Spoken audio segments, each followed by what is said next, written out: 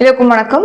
இது உங்கள் study with Dharshini channel. இந்த மாதிரி வீடியோவில் ஜூன் 1 அதே மாதிரி மே 31 அந்த கரண்ட் அஃபேர்ஸ் பார்த்துருக்க மாட்டோம் இல்லையா, சண்டேங்கிறதுனால. ஸோ மே 31 அப்புறம் ஜூன் 1 இந்த 2 தேதிகளுக்கான கரண்ட் அஃபேர்ஸும் இந்த வீடியோவில் பார்த்துருவோம். அப்புறம் மே 31 வீடியோ போடலன்னு சொல்லிட்டு இந்த ஃபர்ஸ்ட் நான் சொன்னதை யாருமே கவனிக்காமல் கமெண்ட் பண்ணுவீங்க. ஸோ தயவு செஞ்சு அந்த மாதிரி பண்ணாதீங்க. மே 31 ஜூன் 1 ரெண்டுமே சேர்த்து தான் டுடே கரண்ட் அஃபேர்ஸ் பார்க்குறோம். இப்போ அதுக்கு முன்னாடி நம்ம மே 30 கரண்ட் அஃபேர்ஸோட ரிவிஷன் பார்த்துட்டு ஸ்டார்ட் பண்ணலாம். ஃபர்ஸ்ட் கொஸ்டின், சமீபத்தில் ஐநா கருப்பு பட்டியலில் எந்த நாட்டின் படைகள் முதன்முறையாக சேர்க்கப்பட்டுள்ளது? இஸ்ரேல் மற்றும் ரஷ்யா, இந்த 2 நாட்டுடைய படைகள் சேர்க்கப்பட்டிருக்கு. 2026 ஆண்டிற்கான தேசிய வேளாண் மாநாடு எங்கு நடைபெற்றது? ஆன்சர் நியூ டெல்லியில நடைபெற்றது. உலகிலேயே யானைகள் வசிக்கும் மிக உயரமான இடம் எது? அருணாச்சல பிரதேச மாநிலம். 3000 மீட்டர் உயரத்துல இங்க யானைகள் அப்படிங்கிறது இருக்கு. உயர்நீதிமன்றங்களில் விசாரணை முடிந்து எத்தனை மாதங்களில் தீர்ப்பு வழங்க உச்சநீதிமன்றம் உத்தரவிட்டுள்ளது? ஆன்சர் 3 மந்த்துக்குள்ள அதாவது தீர்ப்பு வழங்கணும்னு சொல்லிட்டு உத்தரவிட்டிருக்காங்க. எந்த மாநிலத்தில் பள்ளி மாணவிகளுக்கு 3 நாட்கள் மாதவிடாய் விடுப்பு வழங்க திட்டமிடப்பட்டுள்ளது? கேரளா. ஆன்சர் கேரளா. இந்திய வானிலை ஆராய்ச்சி மைய தலைவர் யார்? ஆன்சர் மிருத்யுஞ்சய் மொஹபத்ரா. தமிழகத்தின் புதிய டிஜிபியாக நியமிக்கப்பட்டுள்ளவர் யார்? ஆன்சர் மகேஷ் குமார் அகர்வால். இந்திய ரிசர்வ் வங்கி தற்போது பிளாஸ்டிக் ரூபாய் நோட்டுகளை அச்சடிக்க திட்டமிட்டுள்ளது. இதற்கான சரியான காரணத்தை தேர்ந்தெடுக்க. ஒன்று லாங் டூரேஷனுக்கு கொண்டு வரணும் அப்படிங்கிறதுக்கு, இன்னொன்று செலவுகளை கம்மி பண்ணணும். So option A and B ரெண்டுமே correct. So answer option A and B.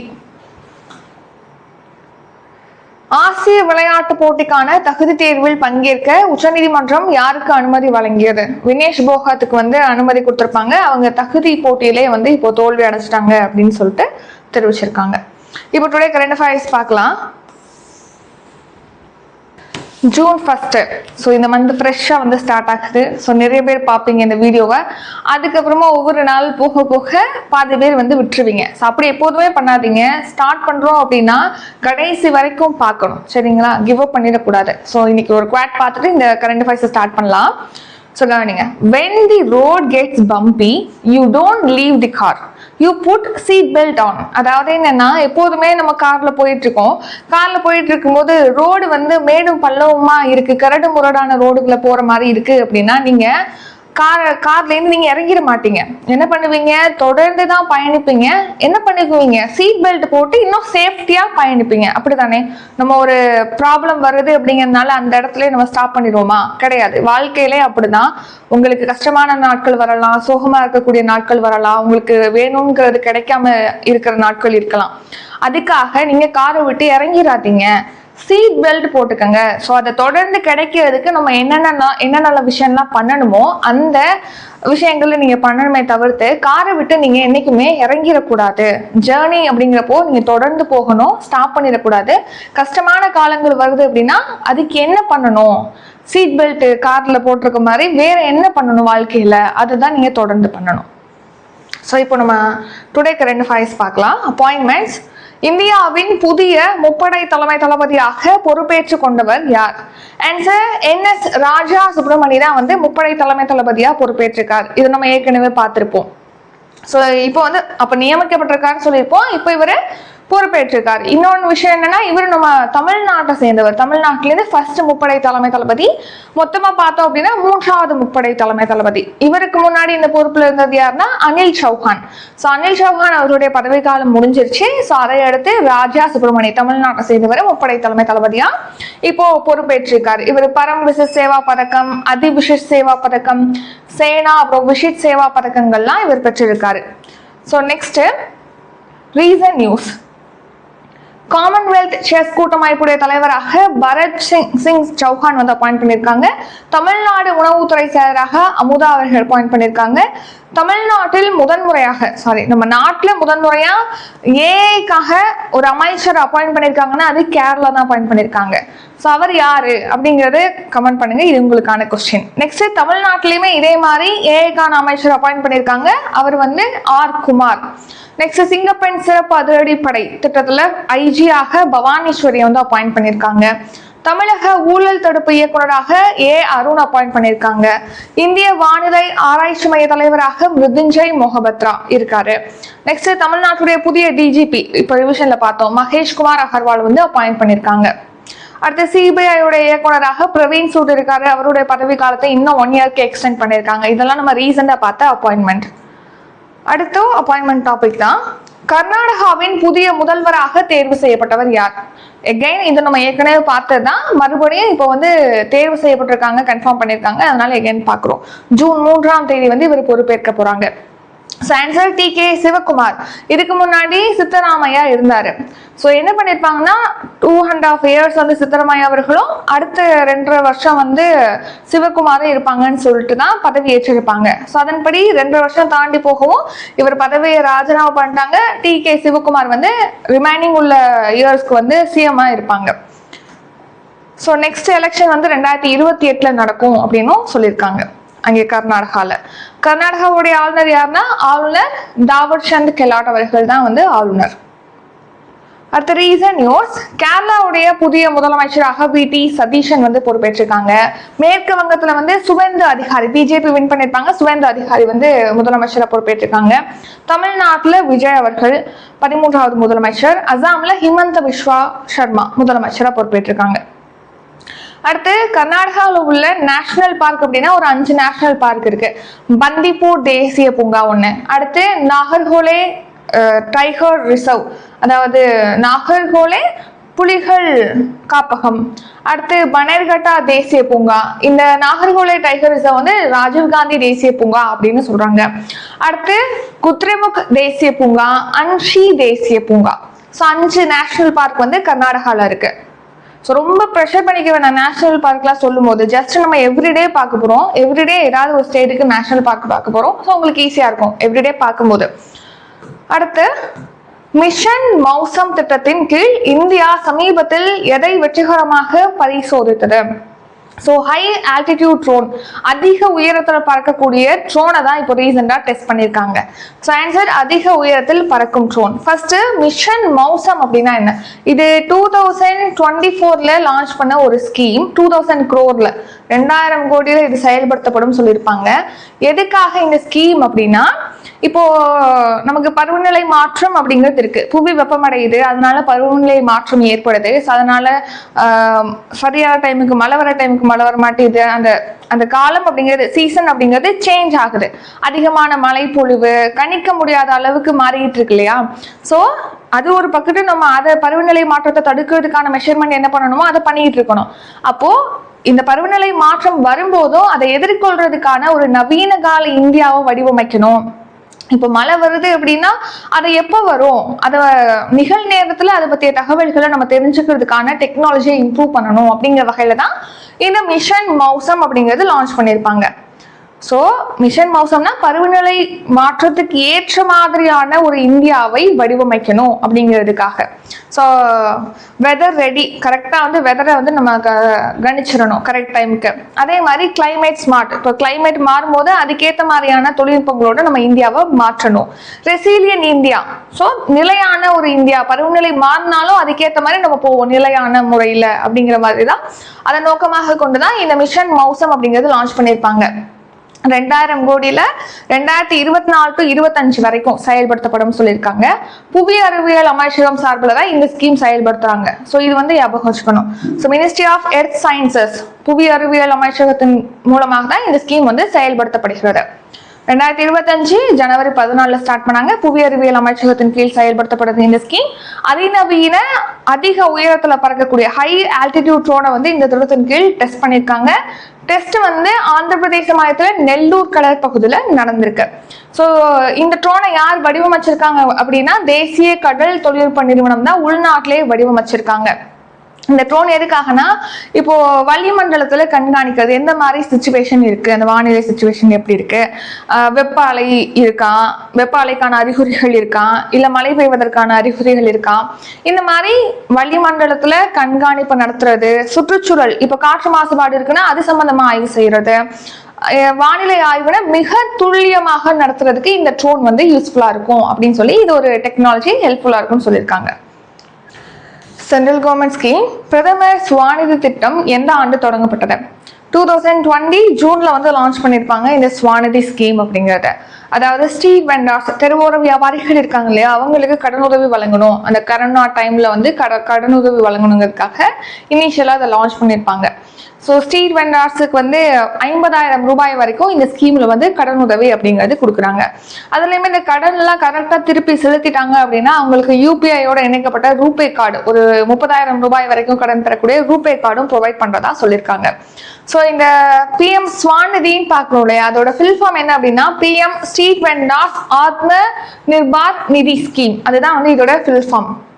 So last 6 இயர்ஸ்ல நாடு முழுக்க ஒரு 75.5 லட்சத்துக்கும் அதிகமான அந்த ஸ்ட்ரீட் வெண்டார்ஸ் வந்து பயனடைஞ்சிருக்காங்க இந்த ஸ்கீம்ல கடன் உதவி பெற்று அப்படின்னு சொல்லியிருக்காங்க. ஸோ இவங்களுக்கு பார்த்தீங்கன்னா ஒரு 10,000 ரூபாய் ஃபர்ஸ்ட் கடன் கொடுப்பாங்க. அதுக்கப்புறம் இதை திருப்பி செலுத்திட்டாங்கன்னா 20,000, இதையும் திருப்பி செலுத்துறாங்க அப்படின்னா 50,000 கொடுப்பாங்க. ஸோ இந்த மாதிரி கடனை வாங்கி கரெக்டா கொடுத்துட்றாங்க அப்படின்னா அந்த ஸ்ட்ரீட் வெண்டார்ஸுக்கு வந்து 30,000 ரூபாய் வரைக்கும் கடன் பெற வகையில யூபிஐயோட ஒரு ரூபே கடன் அட்டையும் வழங்குறதா சொல்லியிருக்காங்க. ஸோ நெக்ஸ்ட் இதுல 34.81 லட்சம் பெண் சாலையோர பெண்கள், அதாவது வியாபாரிகளும் பயனடைஞ்சிருக்கிறதா சொல்லியிருக்காங்க இந்த ஸ்கீம்ல. அடுத்து ஸ்டேடியம் ஸ்கீம். யுனெஸ்கோ பாரம்பரிய சின்னமான மகாபோதி கோவில் எங்கு அமைந்துள்ளது? ஸோ ஆன்சர் வந்து கயையில இருக்கு, பீகார்ல புத்த கயா அப்படின்னு சொல்லுவோம் இல்லையா, அதாவது புத்தர் வந்து போதி மரத்தடியில் அமர்ந்திருந்து அவர் ஞானம் பெற்ற ஒரு இடம் தான் புத்த கயா அப்படின்னு சொல்லுவோம். அந்த கயையில தான் இந்த மகாபோதி கோவில் அப்படிங்கிறது இருக்கு. இது யுனெஸ்கோ உலக பாரம்பரிய சின்னங்கள் பட்டியலில் சேர்க்கப்பட்ட ஒரு கோவில் பீகார்ல இருக்கு. எப்போ இது சேர்த்திருப்பாங்கன்னா 2002ல சேர்த்திருப்பாங்க. ஸோ இது சித்தார்த்தர் அப்படின்னு சொல்லிட்டு அழைக்கப்படக்கூடிய, சித்தார்த்தர் தான் உண்மையான பேர், புத்தர் அப்படின்னு சொல்லுவோம், கௌதம புத்தர் அப்படின்னு சொல்லி 6ஆம் நூற்றாண்டு கிமு 6ஆம் நூற்றாண்டுல அவர் வாழ்ந்திருப்பாரு. ஸோ அவருடைய அந்த போதி மரத்துல ஞானம் பெற்றிருப்பாங்களே அதோட நினைவாக தான் இந்த கோவில் அப்படிங்கிறது கட்டப்பட்டிருக்கு. குப்தர் காலத்தை சேர்ந்த கட்டடக்கலைக்கு இந்த கோவில் அப்படிங்கிறது ஒரு உதாரணம். இப்போ எதுக்காக இதை பத்தி பாக்குறோம் அப்படின்னா, இப்போ மியான்மர் நாட்டுடைய பிரதமரா பொறுப்பேற்றிருக்கக்கூடிய மின் ஆங் லைங் வந்து இப்போ நம்ம நாட்டுக்கு வந்திருக்காரு. ஸோ அங்கே ராணுவ தளபதியா இருந்திருப்பாரு, ராணுவ ஆட்சியானது அங்கே இருந்திருக்கும். அதுக்கப்புறமா இவரே வந்து அங்கே அதிபரா பொறுப்பேற்றிருக்காரு, பிரதமர் கிடையாது, அதிபரா பொறுப்பேற்றிருக்காரு. அவர் இப்போ இந்தியாவுக்கு வந்திருக்காரு.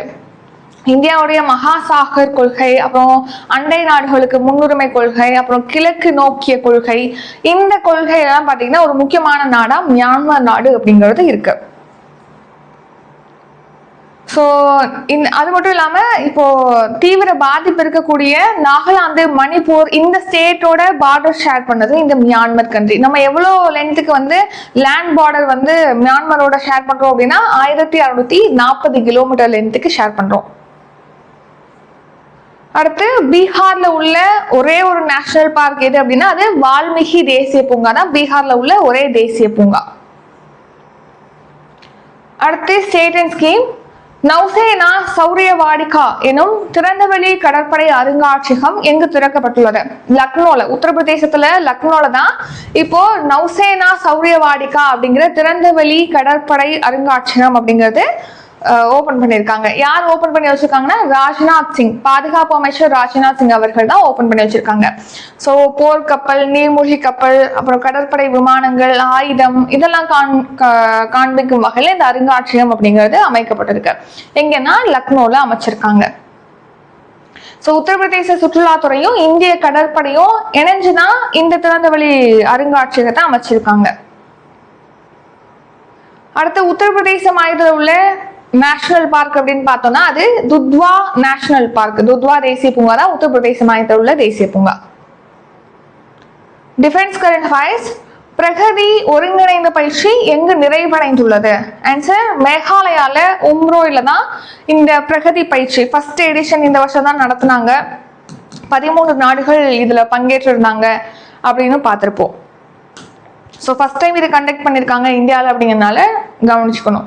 கூட்டு ராணுவ பயிற்சி 13 நாடுகள் எங்கே நடந்திருக்கு? மேகாலயால உம்ரோயில நடந்திருக்கு.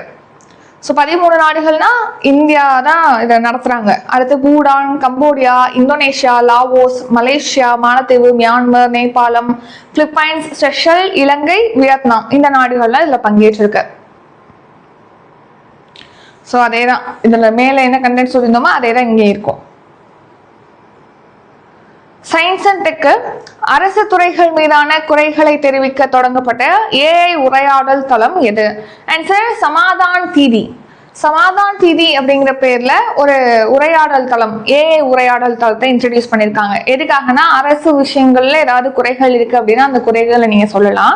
அரசு திட்டங்கள் சம்பந்தமான குறைகளை சொல்லும் போது அந்த ஏஐ பாத்தீங்கன்னா அதோட தொடர்புடைய அதிகாரிக்கு அந்த குறையை வந்து பாஸ் பண்ணுவாங்க. அவங்க உடனடியாக அதை தீர்த்துருவாங்க. ஸோ அந்த மாதிரி எந்த மினிஸ்ட்ரியோ அந்த மினிஸ்ட்ரிக்கு போகும். அந்த மினிஸ்ட்ரியில யார் பொறுப்பேற்றிருக்காங்க இந்த துறைக்கு அப்படின்னா அந்த துறைக்கு போகும். அதுல யாரு அந்த பொறுப்பேற்ற அந்த நபர் யாரோ அவங்களுக்கு இந்த தகவல் போனதுக்கு அப்புறம் அவங்க அதை சீர் பண்ணிடுவாங்க. ஸோ அந்த வகையில தான் இந்த சமாதான் தீதி அப்படிங்கிற ஒரு ஏஐ உரையாடல் தளம் அப்படிங்கிறது உருவாக்கப்பட்டிருக்கு. இப்போ இன்ட்ரடியூஸ் பண்ணியிருக்காங்க சமாதான் தீதி. ஸோ மத்திய அறிவியல் மற்றும் தொழில்நுட்ப அமைச்சர் ஜிதேந்திர சிங் அவர்கள் தான் சமாதான் தீதியை இன்ட்ரடியூஸ் பண்ணியிருக்காங்க. சயின்ஸ் அண்ட் டெக் டிஜியாத்ரா செயலி எப்போது தொடங்கப்பட்டது? ஸோ 2022 டிசம்பர்ல தான் இந்த டிஜியாத்ரா அப்படிங்கிற செயலி இன்ட்ரடியூஸ் பண்ணியிருப்பாங்க. இது எதுக்காகனா விமான நிலையங்கள்ல இப்போ நம்ம வந்து அந்த பயணிக்கணும் அப்படின்னா விமான நிலையங்கள்ல பாத்தீங்கன்னா ஃபர்ஸ்ட் செக் பண்ணுவாங்க. போர்டிங் பாஸ் வாங்கிட்டு தானே போகணும். அதுக்கு நிறைய சர்டிபிகேட் அந்த ஆவணங்கள்லாம் நம்ம கொண்டு போக வேண்டியது இருக்கும். டிஜியாத்ரா செயலி அப்படிங்கிறது அந்த நேர காலதாமதம் அப்படியே நீண்ட லைன்ல போர்டிங் பாஸ் வாங்குறதுக்கு நிற்பாங்க. அது தேவை கிடையாது. நீங்க ஆவணங்களையும் எடுத்துட்டு போக தேவை கிடையாது. அப்படிங்கிற வகையில இந்த டிஜியாத்ரா ஆப்பை நம்ம வந்து இன்ஸ்டால் பண்ணி அதிலே எல்லா தகவலையும் எல்லா டாக்குமெண்ட்டையும் நீங்க அப்லோட் பண்ணிட்டீங்க அப்படின்னா மொபைல் போனை மட்டும் நீங்க மட்டும் போனீங்க, மொபைல் போனை எடுத்துட்டு போனீங்க அப்படின்னாலே போதும். அங்கே வந்து ஃபேஷியல் ரெகக்னைசேஷனுக்கு ஒரு என்ட்ரி வச்சிருப்பாங்க. அந்த வழியா போகும்போது ஃபேஷியல் ரெகக்னைஸ் பண்ணி அதுலேயே போர்டிங் பாஸ் வந்து கொடுத்துருவாங்க. ஸோ அந்த காலதாமதம் அப்படிங்கிறது டிஜிட்டல் யூஸ் பண்றதன் மூலமா நம்ம குறைச்சிருவோம். ஸோ அதுக்காக தான் டிஜியாத்ரா அப்படிங்கிற ஆப். ஸோ இதுல வந்து இப்போ நெக்ஸ்ட் இயர் 2027 கூடுதலா 27 விமான நிலையங்களுக்கு இந்த டிஜியாத்ரா அப்படிங்கிற பயன்பாடை விரிவாக்கம் செய்ய போறதா சொல்லியிருக்காங்க. விமான நிலையங்கள்ல தொழில்நுட்பத்தை பயன்படுத்தி ஃபேஷியல் ரெகக்னைசேஷன் மூலமா முக அங்கீகாரம் மூலமா ஃபேஸ் அப்படியே ஸ்கேன் பண்ணி பணியாளர்கள் அந்த பயணிகளை வந்து அடையாளம் கண்டு சரி பார்த்து அவங்களுக்கு போர்டிங் பாஸ் கொடுத்துருவாங்க. அதுக்கப்புறம் நம்ம டிராவல் பண்ணலாம். 2.4 கோடி பேர் வந்து டிஜியாத்ராவை இன்ஸ்டால் பண்ணிருக்காங்க அப்படின்னு தெரிவிச்சிருக்காங்க. மாமன்னர் ராஜராஜ சோழன் மற்றும் ராஜேந்திர சோழன் காலத்தை சேர்ந்த ஆனைமங்கலம் செப்பேடுகள் எந்த நாட்டிலிருந்து இந்தியாவிற்கு திருப்பி வழங்கப்பட்டது? இது நம்ம ரீசனா பார்த்திருப்போம். ரொம்ப இம்பார்ட்டன்டான ஒண்ணு, இதை வந்து ஸ்கிப் பண்ணிடக்கூடாது. நெதர்லாந்து தான் வந்து கொடுத்திருக்காங்க. ராஜராஜ சோழன் அப்புறம் அவருடைய பையன் ராஜேந்திர சோழன், இவங்க 2 பேர் சம்பந்தமான ஒரு செப்பேடு தான் ஆனைமங்கலம் செப்பேடு. அதை வந்து நெதர்லாந்து ரிட்டர்ன் கொடுத்திருக்காங்க இந்தியா கிட்ட. 11ஆம் நூற்றாண்டை சேர்ந்ததுதான் இந்த ஆனைமங்கலம் செப்பேடுகள் அப்படிங்கிறது. இதுல ராஜராஜ சோழன் ராஜேந்திர சோழன் அவர்களுடைய சிறப்புகள் பத்தி இந்த ஆனைமங்கலம் செப்பேடுகள்ல இருக்குன்னு சொல்லியிருக்காங்க. ஆனைமங்கலம் அப்படிங்கிற கிராமத்தை ஒரு புத்த மடாலயத்துக்கு கொடையா வழங்கியிருக்காங்க அப்படிங்கிறது சம்பந்தமாகவும் இந்த செப்பேட்டுல இடம்பெற்றிருக்கு. 11ஆம் நூற்றாண்டை சேர்ந்தது. 1300களில் பாத்தீங்கன்னா அந்த டைம்ல வந்து டச்சு தான் வந்து ஆண்டிருப்பாங்க இந்தியாவை அந்த டைம்ல. ஸோ அப்போ வந்து மதப்பணிக்காக இங்க வந்திருப்பாரு புளோரண்டியஸ் என்பவர். ஸோ அவர் தான் இதை எடுத்துட்டு போயிட்டாரு இந்த ஆனைமங்கலம் செப்பேடுகளை. இப்போ அதை நெதர்லாந்து ரிட்டர்ன் பண்ணிருக்காங்க இந்தியா கிட்ட. இதுல வந்து ஆனைமங்கலம் செப்பேடுன்னு சொல்றோம் இல்லையா, 21 பெரிய செப்பேடுகள் 3 சிறிய செப்பேடுகள்னு சொல்லிட்டு இந்த ஆனைமங்கலம் செப்பேடுகள்ல இருக்கு. ஆனைமங்கலம் கிராமம் பௌத்த மடாலயத்துக்கு தானமா கொடுத்த அந்த விஷயம் இதுல இடம்பெற்றிருக்கு. சோழ வம்சத்துடைய சாதனைகள் இதுல இருக்கு. சோழ பேரரசுடைய கடற்படையுடைய வலிமை பத்தி, தென்கிழக்கு ஆசிய நாடுகளுடனான உறவுகள் பத்திலாம் இந்த ஆனைமங்கலம் செப்பேடுகள்ல இடம்பெற்றிருக்கு. National current affairs. மனித கடத்தல், பிச்சை எடுத்தல் மற்றும் பிற அனைத்து வகையான கட்டாய உழைப்பு முறைகளை தடை செய்யும் அரசியலமைப்பு சட்டப்பிரிவு எது? ஆர்டிகல் 23. ஸோ நம்ம ஃபண்டமெண்டல் ரைட்ஸ்ல சுரண்டலுக்கு எதிரான உரிமைகள் அப்படின்னு சொல்லிட்டு நம்ம பார்ப்போம். ஆர்டிகல் 23 and 24 2 ஆர்டிகல் பார்ப்போமா. இதுல 23 அப்படிங்கிறது அந்த மனித கடத்தல், சுரண்டலுக்கு அவங்கள வந்து ஃபோர்ஸ்டு லேபர் பண்றது, ஃபோர்ஸ் பண்ணி அவங்கள ஒர்க் பண்ண வைக்கிறது, அதை தடுக்கிறதுக்கான ஒரு ஆர்டிகல் தான் 23. 24 அப்படிங்கிறதுனா சைல்டு லேபர். இப்போ குழந்தை தொழிலாளர்களை தடுக்கணும். அதாவது ஃபேக்டரிஸ், ஆபத்தான பகுதிகளில் குழந்தைகள் வேலை பார்க்கறத வந்து தடை செய்யக்கூடிய ஒரு ஆர்டிகல் தான் ஆர்டிகல் 24 அப்படிங்கிறது. இப்போ எதுக்காக இந்த ஆர்டிகல் பத்தி பாக்குறோம், 23 பத்தி பாக்குறோம்னா, இப்போ பாலியல் வன்கொடுமைகள் அப்படிங்கிறது நடக்குது. அதுல 18 வயதுக்கு உட்பட்ட பாலியல் வன்கொடுமைகள் அப்படின்னா போக்சோ சட்டம் 2012 கீழ் அவங்களுக்கு கடுமையான தண்டனைகள் அப்படிங்கிறது வழங்கப்படும். அதே மாதிரி இப்போ வணிக ரீதியில மனித கடத்தலும் செஞ்சு அவங்கள பாலியலுக்கும் உட்படுத்துறாங்க, பாலியல் தொழில் செய்யறதுக்கும் உட்படுத்துறாங்க அப்படின்னா அதை போக்சோ சட்டத்தின் கீழ் விசாரிக்கலாம் அப்படின்னு சொல்லி உச்சநீதிமன்றம் உத்தரவிட்டிருக்காங்க. அதனால பாக்குறோம் வணிக ரீதியாக 18 வயதுக்குட்பட்ட ஒருத்தங்களை பாலியல் சுரண்டலுக்கு உட்படுத்துறாங்க, அந்த அப்படி பண்ணக்கூடிய மனித கடத்தல் வழக்குகளை போக்சோ சட்டம் 2012 கீழ் விசாரிக்கலாம் அப்படின்னு சொல்லிட்டு உத்தரவிட்டிருக்காங்க உச்சநீதிமன்றம். நெக்ஸ்ட் இது ஒரு ரிப்போர்ட்டு, அதுக்கு இதுக்கு சம்மந்தம் கிடையாது. தேசிய குடும்ப சுகாதார ஆய்வறிக்கை ரிலீஸ் பண்ணியிருக்காங்க. அதுல வந்து இன்டர்நெட் பயன்படுத்தக்கூடிய இந்திய பெண்களோட விகிதம் 64% இன்க்ரீஸ் ஆயிருக்கு. அதுக்கு முன்னாடி இருந்தது 33.3% தான் இருந்துச்சு 2019 to 2021. இப்போ அப்படியே டபுள் மடங்கா 64.3% இன்க்ரீஸ் ஆயிருக்கு.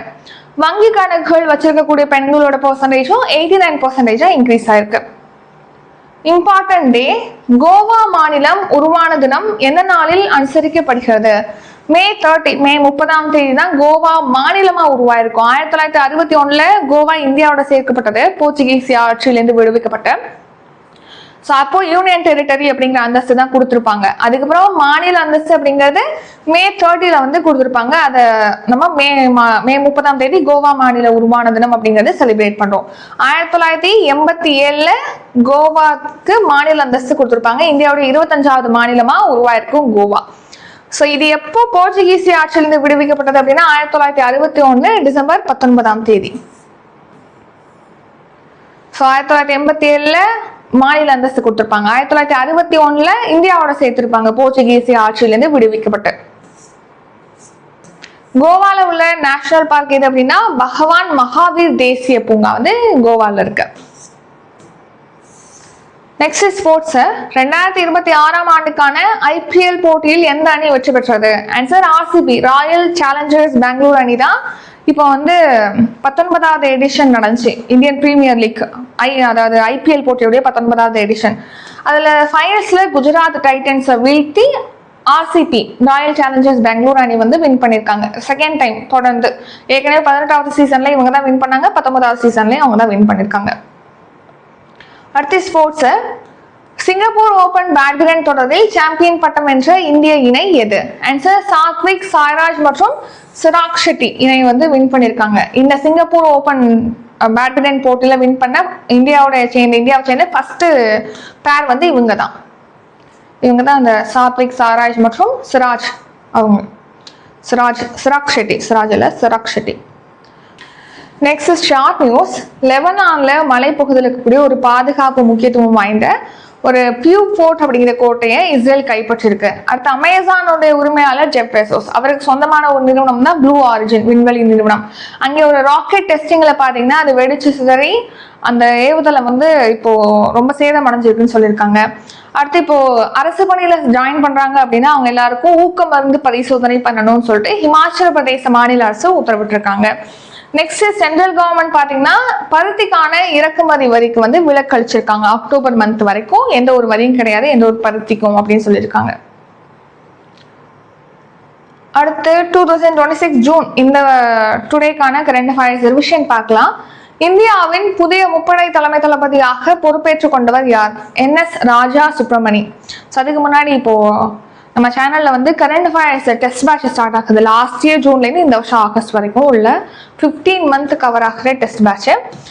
அதே மாதிரி இப்போ இந்த வருஷம் ஜனவரி டு டிசம்பர் வரைக்கும் கவர் ஆகிற டெஸ்ட் பேட்ச் சப்ஸ்கிரிப்ஷன் அப்படின்னு சொல்லுவோம். இதில் டெய்லி கரண்ட் அஃபேர்ஸ் பிடிஎஃபும் வரும், மந்த்லி கரண்ட் அஃபேர்ஸ் பிடிஎஃபும் வரும். இது வேற இந்த டெஸ்ட் பேட்ச், இது சப்ஸ்கிரிப்ஷன். இதை பற்றி டீடைல் டிஸ்கிரிப்ஷன்ல இருக்கு, செக் பண்ணி பார்த்துக்கோங்க. குரூப் 4க்கு ஹோல் பேட்ச் ஸ்டார்ட் ஆகுது. அதை விட முக்கியமான விஷயம் வந்து குரூப் 1க்கு நம்ம ப்ரிலிம்ஸ் கம்ஸ் மெயின்ஸ் அந்த கிளாஸ் வந்து ஸ்டார்ட் பண்ணுறோம். ஸோ உங்களுக்கு எவ்ரிடே கிளாஸ் இருக்கும், உங்களுக்கு டெஸ்ட்டும் இதில் இன்க்ளூட் பண்ணி கொடுத்துருப்போம். ப்ளஸ் உங்களுக்கு படிக்கிறதுக்கு மெட்டீரியலும் இதில் கொடுப்போம். நோட்ஸ் வந்து இந்த கிளாஸ் நோட்ஸ் ஹேண்ட் ஓவர் வந்து கொடுத்துருவோம். ஸோ இதை பற்றிய டீட்டெயிலாக டிஸ்கிரிப்ஷனில் இருக்குது, செக் பண்ணி பார்த்துக்கோங்க. கான்டாக்ட் நம்பரும் டிஸ்கிரிப்ஷனில் இருக்குது, அதை பற்றிய டீட்டெயிலாக நீங்கள் செக் பண்ணி பார்த்துக்கலாம், கான்டாக்ட் பண்ணி கேட்கலாம். ஸோ இப்போ ரிவிஷன் பார்க்கலாம். கர்நாடகத்தின் புதிய முதல்வராக தேர்வு செய்யப்பட்டவர் யார்? Answer DK Sivakumar. மிஷன் மௌசம் திட்டத்தின் கீழ் இந்தியா சமீபத்தில் வெற்றிகரமாக எதை பரிசோதித்தது? ஆன்சர் ஹை ஆல்டிடியூட் ட்ரோன், அதிக உயரத்தில் பறக்கும் ட்ரோன். பிரதமர் ஸ்வாநிதி திட்டம் எப்போது தொடங்கப்பட்டது? 2020 ஜூன்ல வந்து லான்ச் பண்ணியிருப்பாங்க. யுனெஸ்கோ பாரம்பரிய சின்னமான மகாபோதி கோவில் எங்கு அமைந்துள்ளது? பீகார்ல போத்கயால இருக்கு. நௌசேனா சௌரிய வாடிகா எனும் திறந்தவெளி கடற்படை அருங்காட்சியகம் எங்கு திறக்கப்பட்டது? உத்தரப்பிரதேசத்துல லக்னோல வந்து ஓபன் பண்ணிருக்காங்க. பிரகதி ஒருங்கிணைந்த பயிற்சி எங்கு நிறைவடைந்துள்ளது? ஆன்சர் மேகாலயால உம்ரோயில.